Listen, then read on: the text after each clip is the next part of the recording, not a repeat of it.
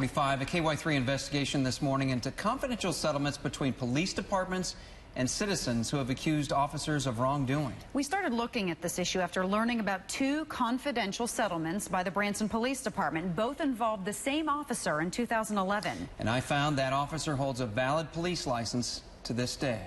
Perfect. Before you can pierce an ear, a tongue, or anything else, you're required to get a license in the state of Missouri. You mainly are learning about sterilization and cross-contamination.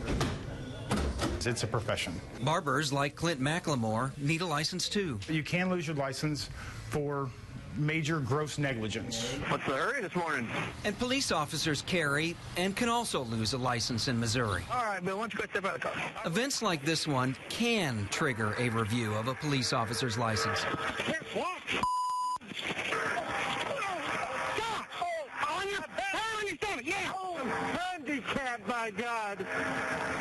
Being handicapped does not give you the right to distress. This traffic stop led to a $30,000 confidential settlement for alleged excessive force. A separate alleged false arrest incident with the same officer led to another confidential settlement. The Peace Officer Standards and Training Program, or POST, is in charge of reviewing actions like that one. Because of the secretive nature of the process, 3 years later, we don't know if a review has or has not been held. We do know the officer holds a valid license to this day. We also know that POST has sent notification letters to 382 agencies in the last 2 years. POST warned agencies from Ash Grove to Springfield to Wright County that they had given late notice of an officer departure or late notice of disciplinary action. It's the same thing a 2005 audit found happening with the POST program. The audit says police chiefs are supposed to notify the agency within 30 days if an officer is subject to discipline or under investigation. But auditors said our test also found that this notification requirement was not consistently followed. The basic question here is, when should an officer lose a license to police in the state of Missouri? Almost complete agreement that if there's a criminal conviction for wrongdoing, the officer should lose that license. This is the gray area we're talking about here. Confidential settlements, and those settlements often include language just like this. This should not be construed as an admission of any liability. No admission of any wrongdoing.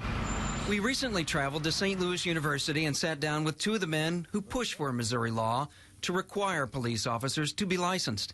We showed them video of the Branson traffic stop.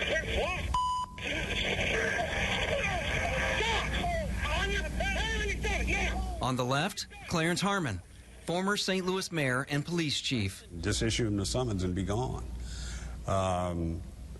Get him out of the vehicle for what? On the right of your screen, Roger Goldman, former dean of the St. Louis University Law School.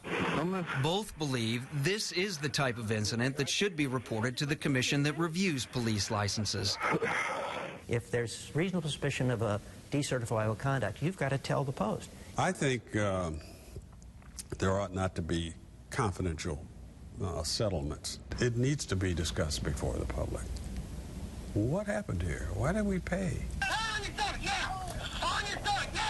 They're not alone. Another former St. Louis police chief believes incidents like this one should be reported and reviewed in a reasonable time frame. But there might need to be a little more teeth in the rules in terms of guidance. I would either change the law or interpret the law as it is, because everybody could say this, and you completely get away with the whole purpose of having a post. Because of the confidentiality clause, the parties directly involved in this case have not talked to us, and the Post Commission would not disclose whether or not a review has or has not happened. I didn't do nothing. To be clear, none of the people we talked to are saying the officer in this video should lose his license without a fair hearing. They're saying that incidents like this one should be reported and then reviewed right away. The former Branson officer is currently an inactive reserve with the Christian County Sheriff's Office. The sheriff tells us because of his lack of participation in that program, he will likely be dropped as a reserve in the coming months.